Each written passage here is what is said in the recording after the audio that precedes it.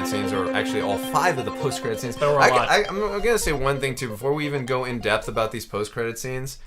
I actually like the 5 post-credit scenes, and the reason I do is because normally when we wait for a Marvel, the after credits, normally we just get 2 scenes, the mid-credit scene and the after credit scene. We have to sit through all these credits and crew. And respectfully, I don't want to see all the people that made this movie. Who would want to give them any credit? Yeah, right. Respectfully, so we do want to give them acknowledgement and credit, but when we get all these the 5 credit, once we got to them, I was like, damn, that was fast. It's because we're watching so many scenes. And I gotta say too, even just the credits themselves were very interactive with all like the everyone dancing and them drawing stuff. And I Am Groot. We saw Grandmaster. We saw Cosmo the dog. We'll get into all those in the Easter egg But even video. just like they made it very entertaining credits. Oh, it was very great. entertaining credit scene. The first scene we got, it has Kraglin, and we see that he's got Yondu's fin now. I gotta say real quick, that might be a mistake because you definitely see Yondu burned with the fin on. So I don't know if there's Maybe another it's another fin. one? Maybe, Yeah. but I thought about them like you totally noticed it on Yondu, and then Kraglin just has it. I'm like, where did that one come from? You get to see him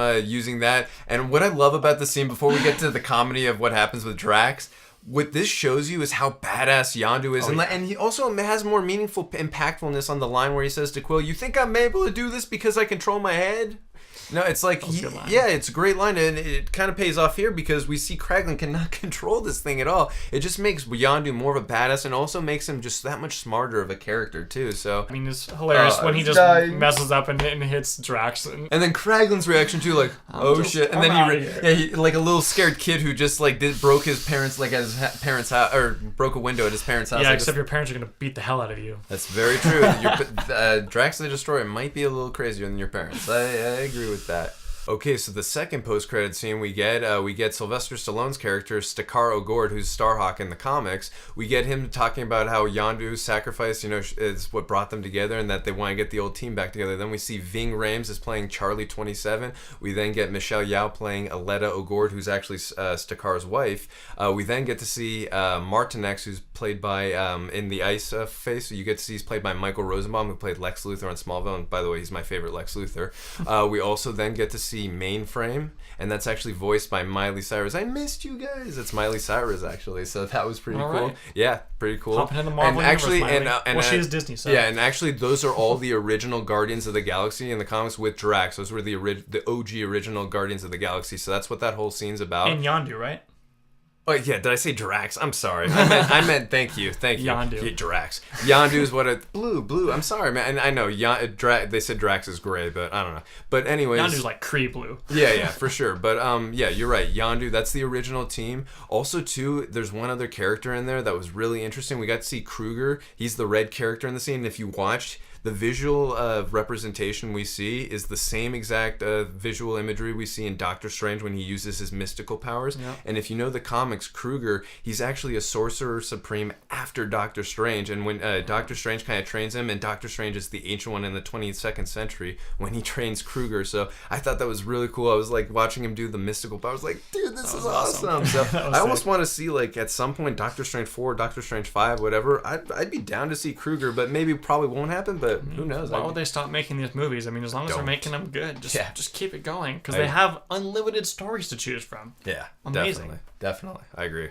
All right, the third scene we get is when we see Aisha, the High Priestess of the Sovereign. Not the Yellow Power Ranger. Sorry, I had to throw that in there. Can bad. She fight? Maybe. My bad. Anyways, yeah, we see her, looking so pissed, and obviously the one person comes in saying how mad they are, but then you see the cocoon of Adam Warlock. And she says the line, "I think I'll call him Adam," and everyone in the theater at that point that I was at was just cheering because we're gonna finally, they're gonna interject Adam Warlock into the storyline. Yeah, no, that was a good one. No, that was awesome, and also the crowds I went to too, they went crazy. And the first Easter egg we ever got of Adam Warlock was in the end credit scene of Thor: The Dark World. We got to see Volstagg and Lady Sif. And yes, we are reviewing Thor: The Dark World for you when Thor Ragnarok comes out. We get to see Volstagg and Lady Sif. They go to visit the Collector, who is the Grandmaster's brother, played by Benicio del Toro. They bring the Collector the Ether because they don't want to have 2 Infinity Stones in the Asgard vaults. It's because, as Volstagg said, it's not wise to have 2 Infinity Stones at once. And we see Adam Warlock's cocoon. But then when we get Guardians of the Galaxy, which I would imagine is a few months in the timeline after Thor: The Dark World, we then see that the cocoon is completely gone and just gone. And James Gunn said he didn't mean to put that in. It was just more of an Easter egg. He didn't know he was going to actually put him into these movies later on. He said if he could have gone back, he wouldn't have done that Easter egg. So this is more the representation of the cocoon. But I always loved how we got that first representation Easter egg at the end credit scene of Thor: The Dark World with Volstagg and Lady Sif. And now cool to see it back. When it's being reintroduced. But this one, because the character is more cybernetic or robotic in the comics, he deals more with the Soul Stone and all that, and fight in the Infinity War and that. I just liked seeing the it was kind of more of an artificial interpretation that we got to see, because that's what a lot of what this society kind of is. Yeah. So I like seeing that version of it. It was really cool, and just I just thought it's interesting that the Sovereign are the ones who are creating Adam Warlock. So I thought that's really cool, and I don't expect to see him in Avengers: Infinity War. I expect more Guardians of the Galaxy Volume 3 or whatever they call it, and also maybe in the 4th Avengers film. Maybe that comes out in 2019. But if not in that one, actually, you know what? I don't know if I see him in that one. Actually, maybe we'll see. I see him more in Guardians 3, because that's what this is. Because that's end credit. They already have so many people, in that movie. So maybe one thing I will say is going to be interesting, because we saw in this movie that Peter had celestial power. Yep. I would have thought they would have given him like a little, even after Ego died, like just give him a little glimmer of that power, because how is he gonna fight Thanos without his celestial power? Here, Thanos, boom, boom, boom. Yeah, maybe. I don't know. I just would have liked just a glimmer. Maybe it'll just reappear later, or maybe he'll get it back again. Maybe.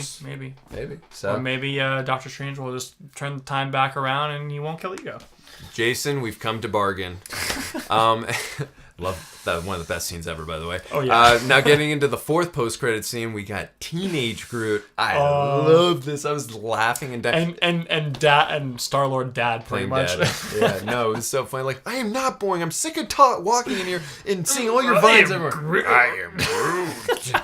So funny. And also too, if you know, again, I pointed out earlier, this movie is confirmed by James Gunn. It is set in 2014. It's set a few months after the first film. So if he's teenage Groot in 2014, I have to imagine when Avengers Infinity. But does that credit scene take place in 2014? Because obviously he went from this to like teenager size. I got to imagine. I mean, did Peter Quill look like he was 3 or 4 years older? He looked like it was a few months, maybe. And I don't. Maybe it's a year later. Fine, let's call it 2015 then, for Jason's argument. Let's call it 2015. So we'll say Avengers Infinity War comes out in 2018. He's definitely going to be giant Groot. He will be normal Groot. And I actually heard, like, they even said the Groot that we've seen isn't even his full size, so he might even get bigger than that. Okay. I can't wait to see some interactions between him and Hulk.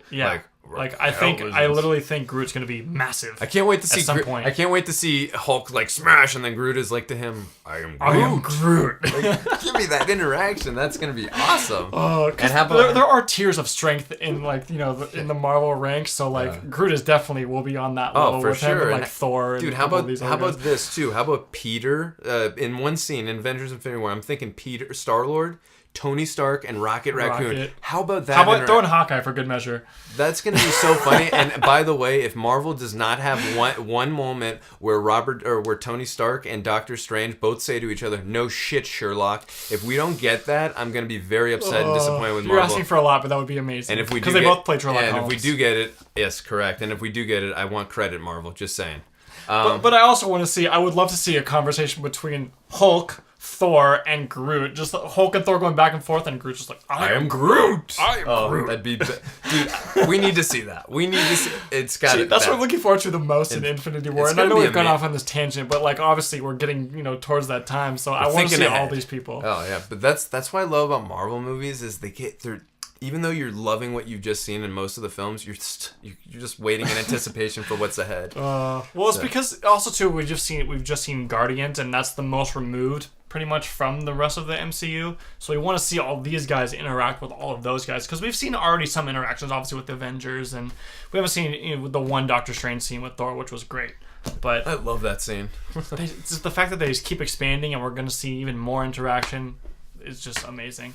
So our fifth and final post-credit scene that we got the great Stan Lee with the Watchers. And if you know anything about the Watchers, they're the oldest species in the Marvel Universe. Also, they're dedicated to like compiling and getting like observing things. So just seeing Stan Lee talk to them was so cool. And like it begs the question, is Stan Lee a Watcher? Because he looks nothing like the Watchers, because they had big heads, and he's Stan Lee. I kind of was thinking more he's the one above all, and the one above all kind of is like he's responsible for all the existence in the Marvel Universe. universe. So like I'm kind of thinking more he's the one above all. But I mean, some people have said he's a Watcher, but he didn't look anything like them. So I personally think he's the one above all. So we'll see though. I mean, it definitely gives a lot more meaning to all his other cameos and all the other, because he's been everywhere. Doesn't he talk, at one point about being a FedEx guy or something like that? Yes, and yes. Obviously in Civil War, he brings the package to Tony. For Tony Stank.